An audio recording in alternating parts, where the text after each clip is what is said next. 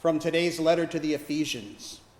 Therefore, take up the whole armor of God, so that you may be able to withstand on that evil day, and having done everything, to stand firm. Stand therefore, and fasten the belt of truth around your waist, and put on the breastplate of righteousness. The Greek for that repeated verb is histemi, meaning to stand, to be prepared, or to be of a steadfast mind. Coincidentally, I have just finished listening to the audiobook of Stephen King's apocalyptic horror novel, The Stand.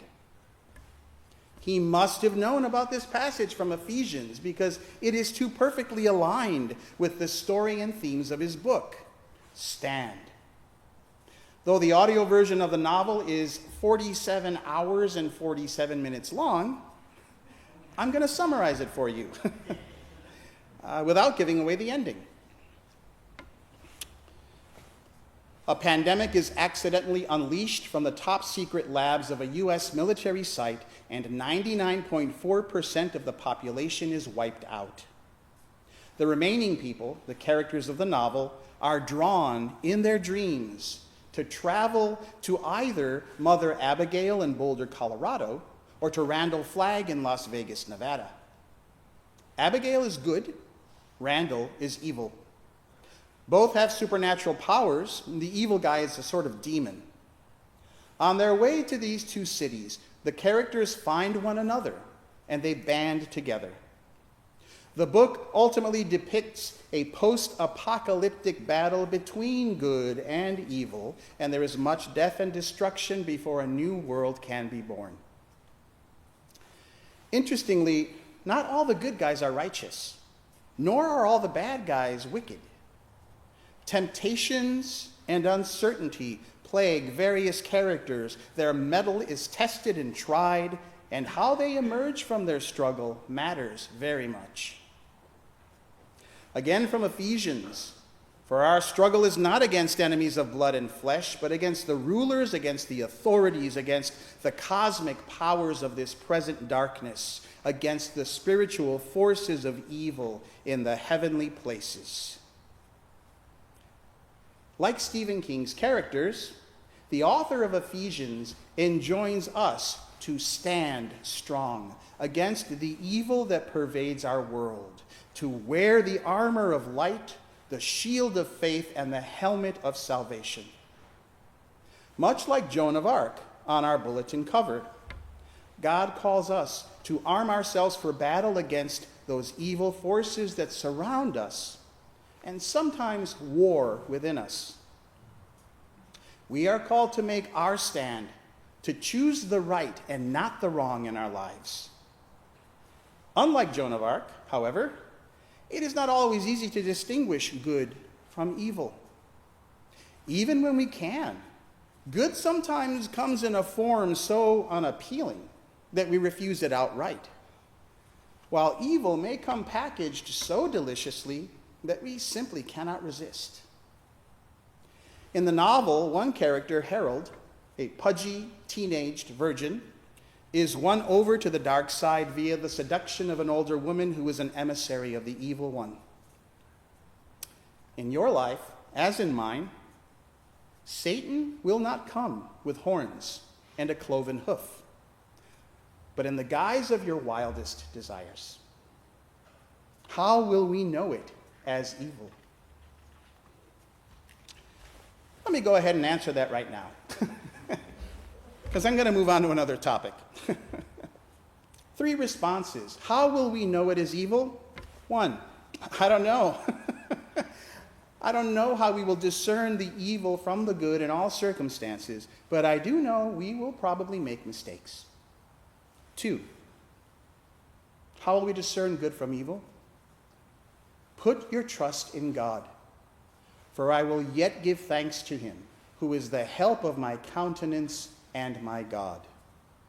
That sentence appears 3 times in Psalms 42 and 43, almost like an incantation or a self-reminder. Put your trust in God, for I will yet give thanks to him, who is the help of my countenance and my God. We have to pray through those moments of uncertainty and hope that God will enlighten us with a way forward. And 3, how will we discern the good from the evil? If whatever you are trying to discern as evil or good is not grounded in love, it is not of God. So there you have it. From today's gospel reading, Jesus says, "Those who eat my flesh and drink my blood abide in me and I in them." As some of the Jewish leaders said in last week's gospel passage, how can this man give us his flesh to eat? And when you think about it, they've got a point. It's a little creepy, with shades of cannibalism and intimations of an intimacy that is too much for most of Jesus' listeners to hear. In fact, the Greek word for eat in this instance, trogo, is actually more vivid than most translations will admit. It's closer to chew on or gnaw at my flesh, he tells them. And so in today's passage, his disciples insist this teaching is difficult. Who can accept it? And later in the text, we hear that because of this, many of his disciples turned back and no longer went about with him. What are we to make of this? Well, actually, I believe Jesus means every word he says. Those who eat my flesh and drink my blood abide in me, and I in them. We hear the flesh and the blood parts of this, but we miss that other bit. Abide in me. I want to abide in you. Make your home, your abode in me, and I'll make mine in you. Let's move in together. Jesus wants a relationship with us that is that intimate. Coming home to Jesus after a day spent amid the worries of the world. Coming home to him with our troubles, our insecurities. When I was going through some of my worst cases of doubt in God, William's advice would always be, just spend some time with Jesus. Sit on the couch with him. Hold his hand like he's your boyfriend. Just sit with him. I could never really do it. It was kind of too squirm-inducing a proposition. Too, gay. Plus, it was God. You don't hold hands with Christ. You worship and praise. You learn and you wonder from afar. But again, I think Jesus really meant for his listeners to hear that invitation to intimacy. Let us be one. Unfortunately, the physical, tangible, chewable imagery he uses to convey this message is too much for most of his followers, and they fall away. And this chapter in John, chapter 6, that began with 5,000 people being fed loaves and fishes, ends with just 12, who find it impossible to leave because, as Peter admits, where would we go? You have the words of eternal life. And so it goes sometimes with us today. We reunited in community 2 weeks ago in our courtyard, ate our fill of tacos and brownies, way better than loaves and fishes, and we had a wonderful time. Then, fewer of us come to church to partake of the Eucharist each weekend, that symbolically literal consumption of the body of Christ. And unless I'm mistaken, even fewer of us, when we take Holy Communion, truly ingest a longing for intimacy with Jesus. I fall short almost every Sunday. And yet, unlike those who leave him in today's gospel, we keep coming back, however intermittently, with tentative steps. We toddle up to the altar rail to renew our connection with Christ. And every once in a while, because we are broken, or because we are grateful, we experience an intimacy with Jesus that heals. Eat my flesh. Let me abide in you, to hold your hand and go through it all with you, and you'll abide in me.